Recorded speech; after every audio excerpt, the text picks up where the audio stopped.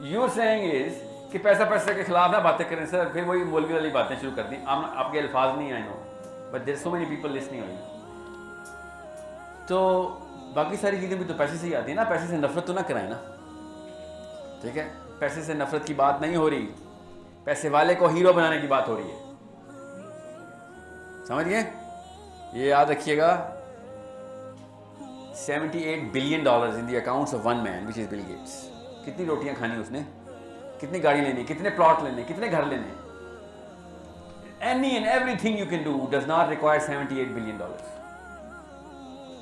اور اس کو بھی پتہ ہے اس بات کا, خدا کی قسم پتہ ہے. مجھے کیسے پتہ ہے کہ اس کو پتہ ہے؟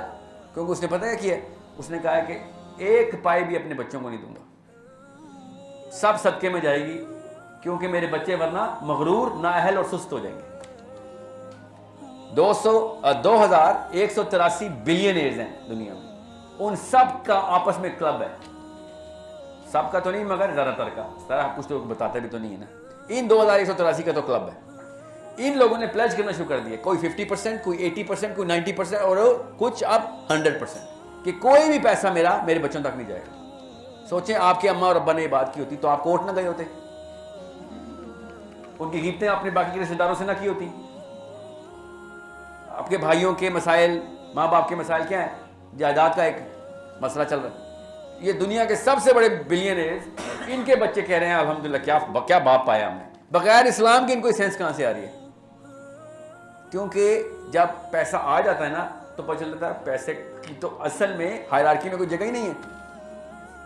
جیسے ہی آپ کے پاس آئے گا آپ کو پتہ چلے گا یہ تو جھوٹ بولتا رہا کوئی میرے ساتھ. This is not going to get me anywhere. ہر بندے کو جس کے پاس بھی مال ہے وہ سب سے پہلے ڈپریشن میں جاتا ہے. آل دا بلینئرز, یہ اسٹیٹ آپ کو میں ریکارڈڈ بتا رہا ہوں, گوگل کر کے خود دیکھنا آپ, سب سے زیادہ ڈپریشن کی بیماری بلینئرز کو. یہ کیا سینس ہے, کوئی ریلیشن نہیں بن رہی اس کی, کیونکہ سائنس نہیں پڑھی ہوئی انہوں نے, اس لیے اس کو وہ بھی بتا رہا ہوں. جی جی بتائیں, پوچھیں.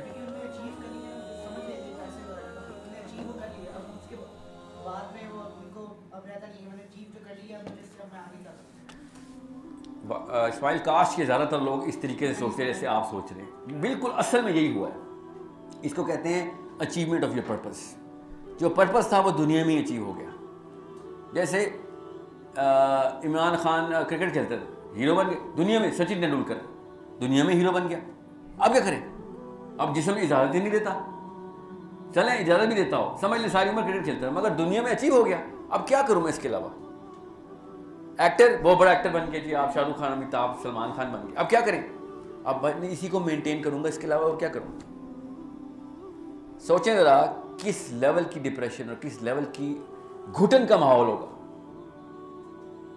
یہ اندر کے سسٹم کے اندر ڈپریشن آ رہی ہے. اور بائی دا وے سائنس سمجھاؤں گا ابھی آپ کو تو پکچر کلیئر ہو جائے گی. ڈپریشن کا جو کیمیکل ہے نا وہ کیا, اس کا نام پتہ کیا ہے؟ سیروٹونن. جب بھی ڈپریشن کے مریض کو کلینکل سائیکالوجسٹ کے پاس لے کے جائیں گے, اگر اس نے ڈائگنوز کر لیا ڈپریشن ہے, ٹیکہ لگائے گا SSRI کا کہ اس کا سیروٹونن چڑھا دو یار, سیروٹونن نیچے ہو گیا. سیروٹونن پرپس کا کیمیکل ہے, اور سیروٹونن کی کمی ڈپریشن کا باعث ہے. اور کیوں ڈپریشن کا باعث ہے؟ کیونکہ غریب کو ڈپریشن اس لیے ہوتی ہے کہ میرا سیروٹونن کم ہوا ہے, کیونکہ میں جس طرح کا ہیرو بننا چاہتا تھا اس سے اس ہیرو میں اور میرے میں گیپ بڑھ گیا. اس کو ڈپریشن کہتے ہیں. اور جب جی بچا پوچھو. پرپس ہے وہ ایسا ایک ٹائم فریم کا ہو کہ جہاں آپ اس طرح کمپلیٹلی فلفل بھی نہ کر پاؤ, آپ ڈپریشن میں نہ جاؤ, but you constantly working towards it. کیا نام ہے پتہ آپ کا؟ عمل. کیا سوال پوچھ لیا. اصل میں سارے سوالوں کی جڑ یہ سوال ہے کہ پھر کیا کروں سر, دنیا میں انسان ہی پیدا ہوئی ہوں نا, تو دنیا کے کوئی مطلب مسارف بناؤں گی. مگر نہیں نا, اسی پرپس سیٹنگ کا نام تو اسلام ہے. بتاتا ہوں کیسے. اسلام میں واحد دین ہے اسلام جس نے دنیا پہ دھتکارا ہے. لٹرلی دنیا میں دھتکار ہے اللہ تعالیٰ. اللہ تعالیٰ نے کہا اگر دنیا کی اوقات ایک مچھر کے پر جتنی بھی ہوتی نا تو ایک کافر بھی زندہ نہ چھوڑتا. سمجھے؟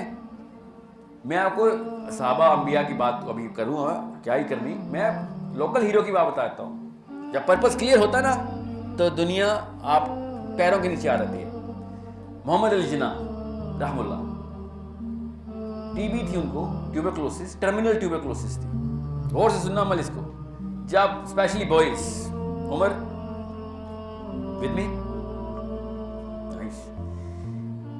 محمد علی جناح کو جب, اب فاطمہ جناح نے اپنی کتاب مائی بردر میں لکھا ہوا ہے سارا, ٹھیک ہے, اپنی سگی بہن نے ریکارڈیڈ سب کچھ ڈائلاگ ٹو ڈائلاگ بتایا. محمد جناح کو جب پتہ چلا کہ ٹرمینل ٹیوبرکلوسس, تو اس وقت لوکل دیسی ڈاکٹروں کے پاس تو علاج تھا نہیں, اس وقت انگلینڈ سے جو ڈاکٹر آئے ہوئے تھے ان کے, تو جب ان کو پتہ چلا کہ معاملہ خراب ہو گیا تو ہی سیٹ کیا میں ڈاکٹر کے پاس جا.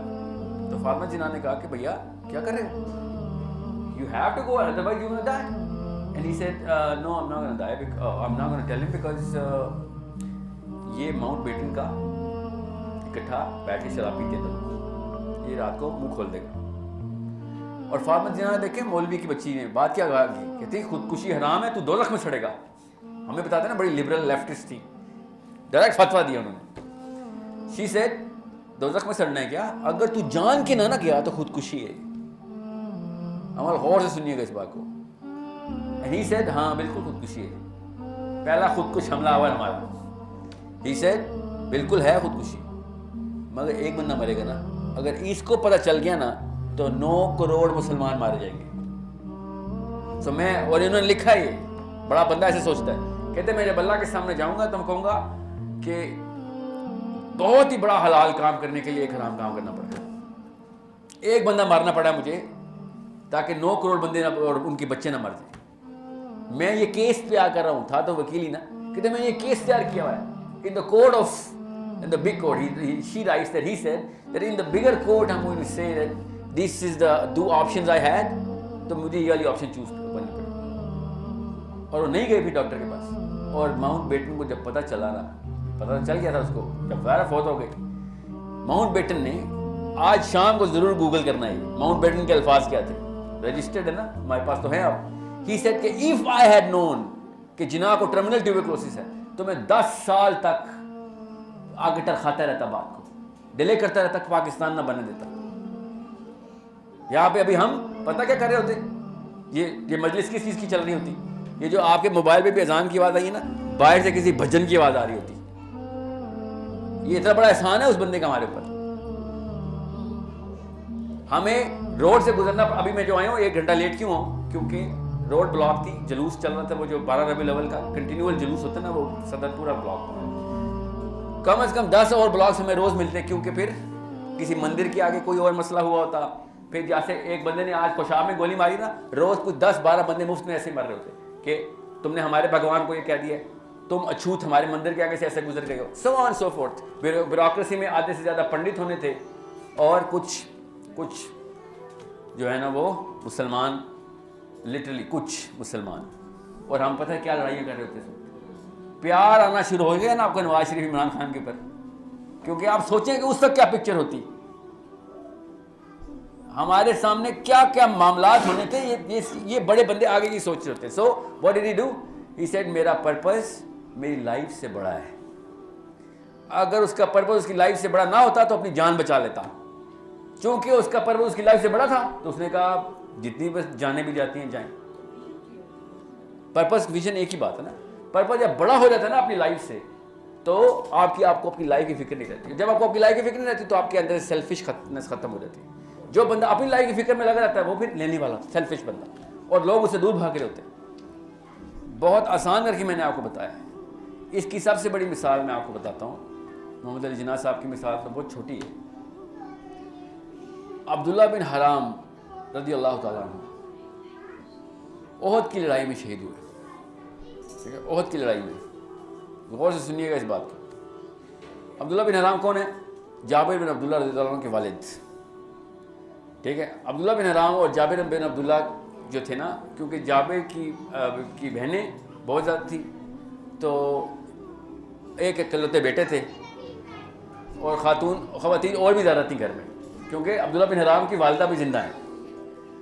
تو دونوں آپس میں نا کرے نکالتے تھے کہ ہم دونوں اکٹھے جہاد پہ نہیں جا سکتے, پیچھے کوئی بھی نہیں ہے. تو کرا نکلتا تھا, اور بدر میں جابر بن عبداللہ کا نکل آیا, اور احد میں عبداللہ بن حرام کا نکلا. That's how عبداللہ بن حرام ended up in غزوہ احد. یہ واقعے کے اوپر میں بات ختم کروں گا کیونکہ وقت زیادہ ہوا ہے, مگر پرپس کلیئر ہونا چاہیے آپ کا.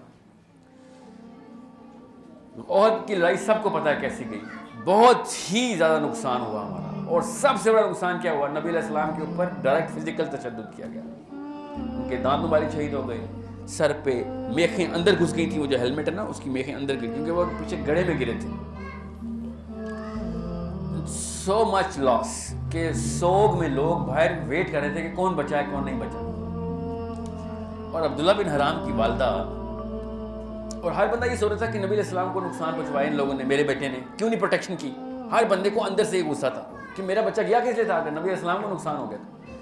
سو جابر بن عبداللہ کی والدہ, دادی عبداللہ بن حرام کی والدہ نے نبی علیہ السلام سے کہا کہ یا رسول اللہ میرے بچے نے آپ کو شرمندہ تو نہیں کیا.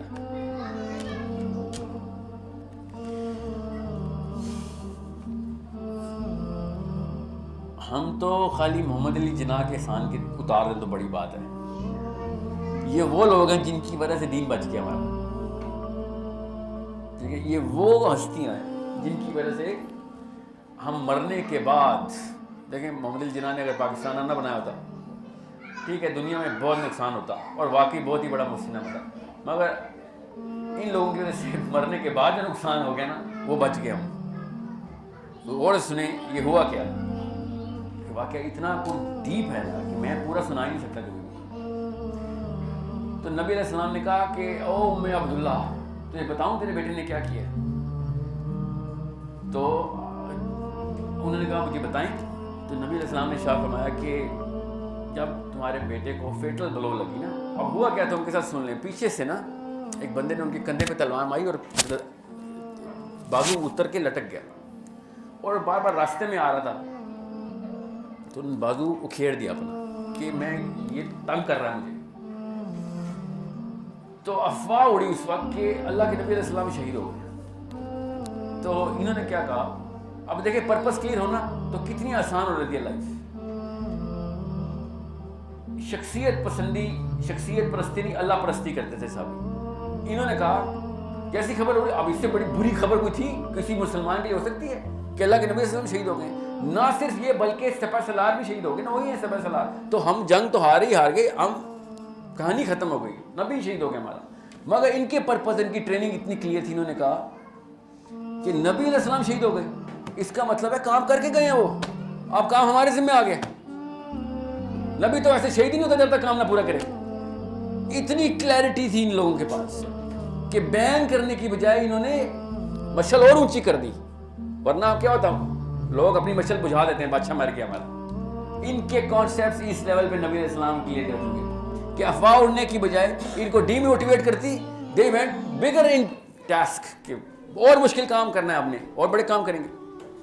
بہرحال نہیں بچے وہ, جب ان کی وہ بلو سے ہو, جب نبی علیہ السلام نے ارشاد فرمایا کہ او میں عبداللہ جب تیرے بچے کو یہ لگی نا تلوار, اور جب اس کی روح نکلنی تھی تو بغیر کسی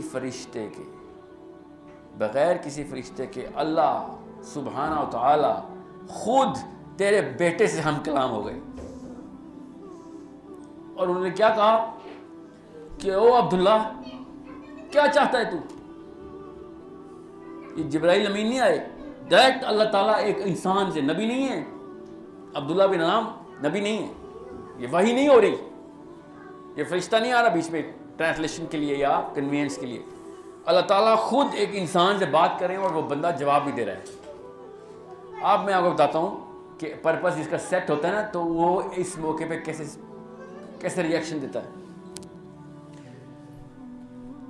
تو انہوں نے کہا یا رسول اللہ, میرے بیٹے نے آگے سے کیا کہا پھر جب اللہ نے پوچھا کیا چاہتا ہے, اب اللہ کے بعد کیا کس نے پوچھنا ہے.